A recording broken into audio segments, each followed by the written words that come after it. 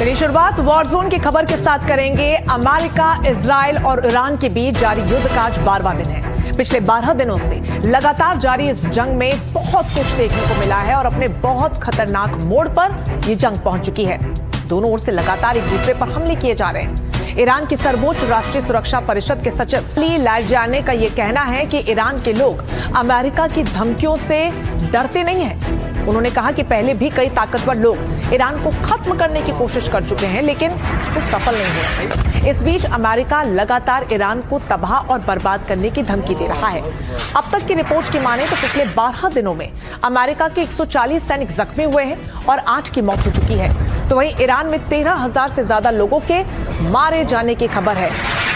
ये 12 तस्वीरें आपको दिखा रहे हैं। 12वां दिन 28 फरवरी से शुरू हुई ये जंग आज 12वें दिन की कगार पर है और इन सब के बीच अमेरिकी राष्ट्रपति डोनाल्ड ट्रंप ये कह रहे हैं कि अगर ईरान यहां से नहीं माना और जिस तरीके से माइंस वो हॉर्मुज ऑफ स्ट्रेट के समंदर में बिछा रहा है वो नहीं रुका तो 10 गुना ज्यादा और आक्रामक कार्रवाई के लिए तैयार रहे। उनके इस बयान से क्या ये समझा जाए कि अभी तो सिर्फ ट्रेलर है और पिक्चर बाकी है।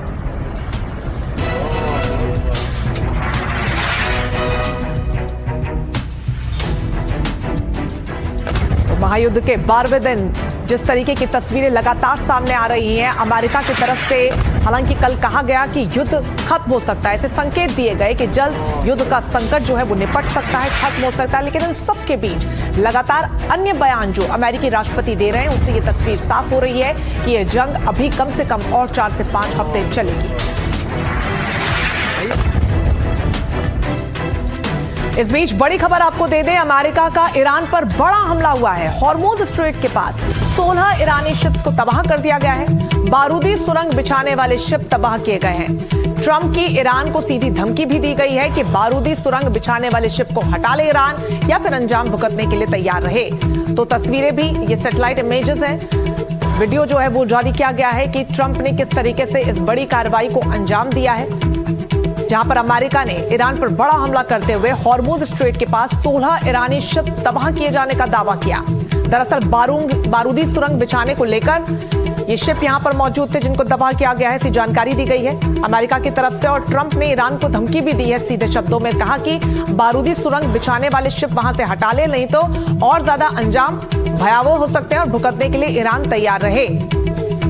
हालांकि अमेरिका लगातार ये कह रहा है कि ईरान पूरी तरीके से बर्बाद हो चुका है, उसके सैन्य ठिकाने हमने तबाह कर दिए हैं, नौसेना के पास कुछ नहीं बचा, वायुसेना कमजोर पड़ गई है। लेकिन एक ताकत अभी और है जो इस वक्त इन तस्वीरों में नजर आ रही कि किस तरीके से माइंस वहां पर ईरान बिछा रहा है धीरे धीरे करके। हालांकि इन बारूदी सुरंगों को बिछाने को लेकर अमेरिका ने अब ये बड़ा पलटवार किया है और वो कह रहा है कि जो शिप आपके वहां पर मौजूद हैं, जो ये बारूदी सुरंग बिछा रहे हैं, उन्हें जल्द से जल्द वहां से हटा लें, नहीं तो और 10 गुना ज्यादा अंजाम आक्रामक होगा।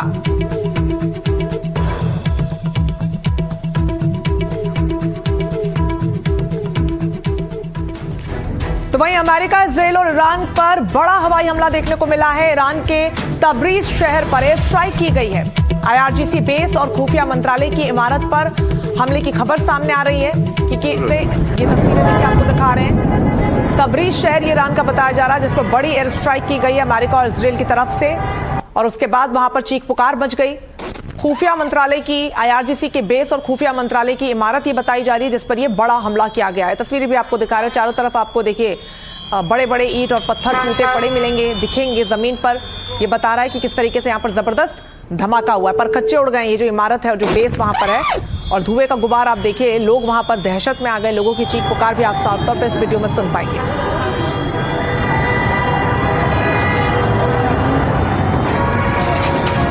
کلانتری برده ها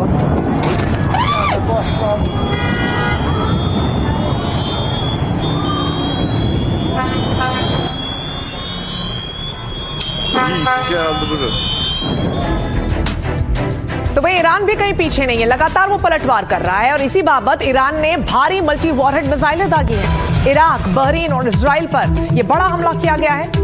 मिसाइल लॉन्च का वीडियो भी ईरान की तरफ से जारी किया गया है। तो ईरान किसी भी कीमत पर पीछे हटने को तैयार नहीं है। यह वीडियो जारी किया गया है ईरान की तरफ से कि कैसे इराक और बहरीन को निशाना बनाया गया है। मिसाइल लॉन्च का वीडियो इस वक्त हम आपको दिखा रहे हैं जो ईरान की तरफ से जारी किया गया। भारी मल्टी वॉरहेड मिसाइलें बताई जा रही हैं, जिससे इजराइल, इराक और बहरीन को निशाना बनाया गया है और यहां पर जबरदस्त हमला किया गया है।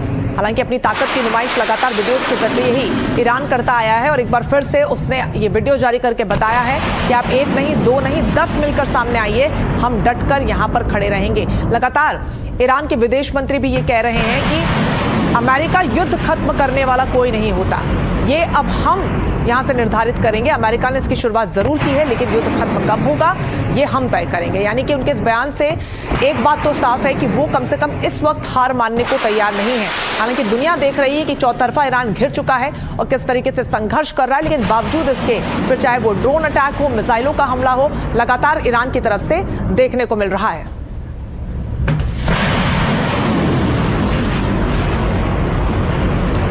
तो ये तस्वीरें लगातार देखने को मिल रही हैं और इस वीडियो को भी ईरान ने जारी किया और बताया कि कैसे इजराइल पर भी वो चुन चुन के हमले कर रहा है। एक बड़ा अपडेट आपको दे दें, युद्ध के बीच अमेरिका के लिए आज सबसे बड़ी चुनौती उसका कर्ज बन चुका है। 2026 में अमेरिका का डेट टू जीडीपी रेशियो लगभग 124% तक पहुंच गया था। यानी अमेरिका की अर्थव्यवस्था जितनी बड़ी है, उसके मुकाबले कर्ज उससे भी कई गुना ज्यादा भारी पड़ने लगा है। इतिहास में देखें तो यह आंकड़ा बेहद चौंकाने वाला है।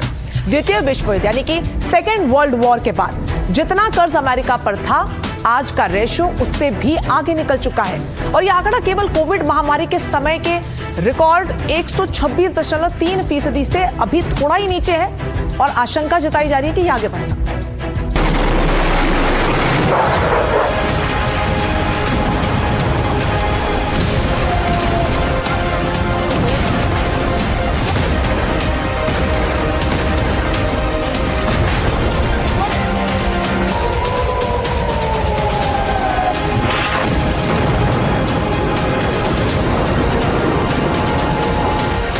क्या ट्रंप के लिए नासूर बन गया ईरान?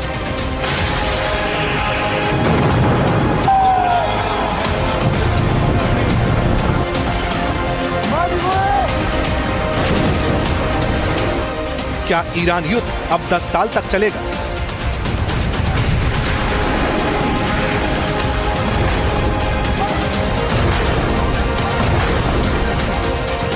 युद्ध की टाइमलाइन बार बार क्यों बढ़ रही है?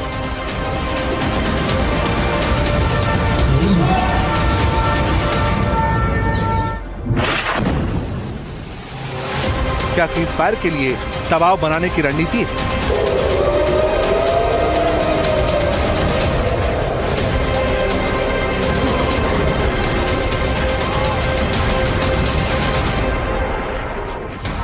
मिडिल ईस्ट में जिसका डर था वही हो रहा है। जिस युद्ध को ट्रंप ने एक झटके में खत्म करने के लिए शुरू किया था, वो अब उनके गले की फांस बनता जा रहा है। बिल्कुल वैसे ही जैसे रूस के लिए यूक्रेन वॉर बन चुका है। हालांकि अब एक बार फिर ईरान युद्ध की टाइमलाइन का जिक्र हुआ है। अमेरिका का दावा था कि ईरान को मसल देंगे, सब खत्म कर देंगे। इजराइल कह रहा है हमले ईरान की जनता के लिए हैं और ईरान के जो कमांडर 28 फरवरी को कह रहे थे कि उनके पास खतरनाक हथियार है, वो अब कहते हैं कि हम अमेरिका के साथ 1-2 नहीं 10 साल की जंग लड़ने को तैयार हैं। We wiped out a big navy. हमने उनकी नेवी को खत्म कर दिया। काफी शक्तिशाली नेवी थी, बड़े जहाज थे जो युद्ध के लिए तैयार किए गए थे, लेकिन अब समुद्र में डूब चुके हैं। नाविक जहाज छोड़कर भाग रहे हैं। एयरफोर्स मिसाइल खत्म हो चुकी है। ड्रोन भी सिर्फ 25% रह गए हैं।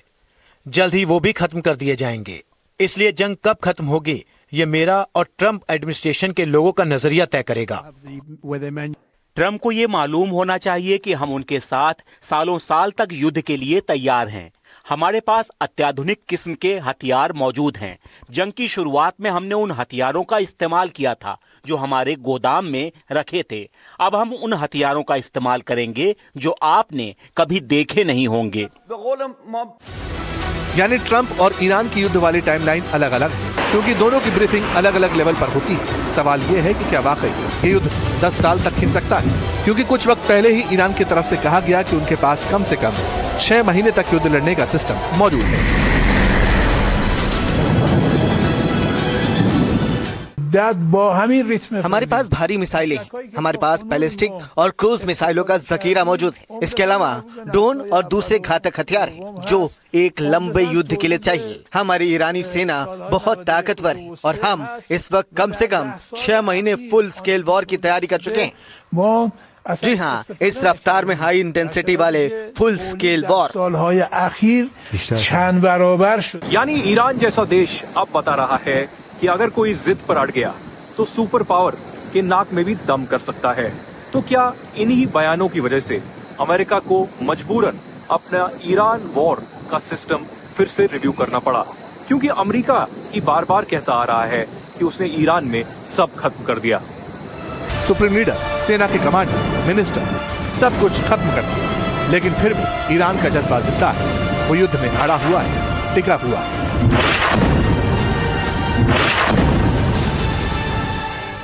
ईरानी सेना जिस तरीके से सुनियोजित हमले कर रही है, उसके जरिए दुश्मन के खोखले वर्चस्व पर लगातार प्रहार हो रहा है और हमारा एक वार उनके अलग अलग ठिकानों पर 80 हमलों के बराबर है। अमेरिकी ठिकानों पर रोजाना ईरानी मिसाइलों और ड्रोन अटैक का प्रभाव देखा जा रहा है और हमारे सशस्त्र बलों की इच्छा के मुताबिक हम किसी भी समय और किसी भी मिनट उन लक्ष्यों पर अपने हथियार भेजेंगे।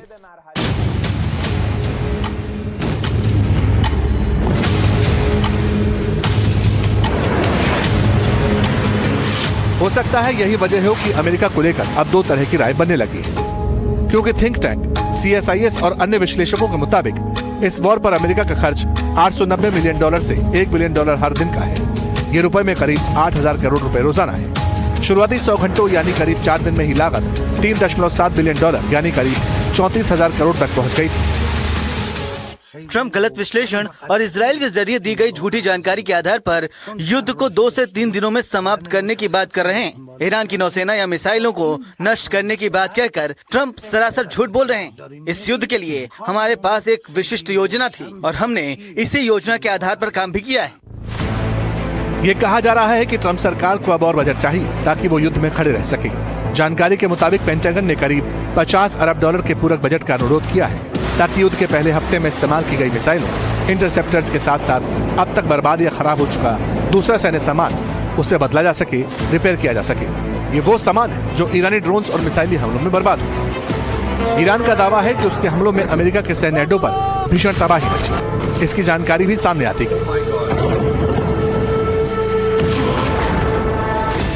अमेरिका को लगभग $2 बिलियन यानी करीब 18,000 करोड़ रुपए के सैन्य उपकरणों का नुकसान हुआ। इसमें कतर के अल उदैद एयरबेस पर नष्ट हुआ $1.1 बिलियन का रडार सिस्टम सबसे बड़ा नुकसान था। कम से कम 8 से 10 MQ-9 रीपर ड्रोन और 3 F-15 फाइटर जेट्स के नष्ट होने की खबरें अब तक हैं। इसके अलावा 7 अमेरिकी सैनिकों की जान जा चुकी है। हालांकि ईरान का दावा है कि करीब 200 से ज्यादा अमेरिकी सैनिक मारे गए हैं। इस बीच ईरान युद्ध को लेकर रूस और अमेरिका के बीच बातचीत हुई। ट्रम्प और पुतिन ने 1 घंटे तक बात की। इस बातचीत में पुतिन ने ट्रम्प को मीडिएशन का ऑफर दिया, बिल्कुल वैसा जैसा ट्रम्प पुतिन को रूस वॉर में दिया करते हैं। सवाल ये है कि क्या ईरान युद्ध का दायरा रूस बढ़ाएगा? ट्रम्प ने क्या कुछ कहा, सुनने लायक है। मेरी रूसी राष्ट्रपति पुतिन के साथ काफी अच्छी बातचीत हुई है। हमारी और उनकी तरफ से कई लोग लाइन पे मौजूद रहे। हम यूक्रेन युद्ध के बारे में बात कर रहे हैं, जो कभी ना खत्म होने वाला युद्ध बन रहा है। हमने इस मुद्दे पर सार्थक बात की है और जाहिर है मिडिल ईस्ट को लेकर भी बातें हुई हैं। वो मदद करना चाहते हैं। मैंने कहा कि आप रूस यूक्रेन युद्ध को खत्म करने में मदद कीजिए।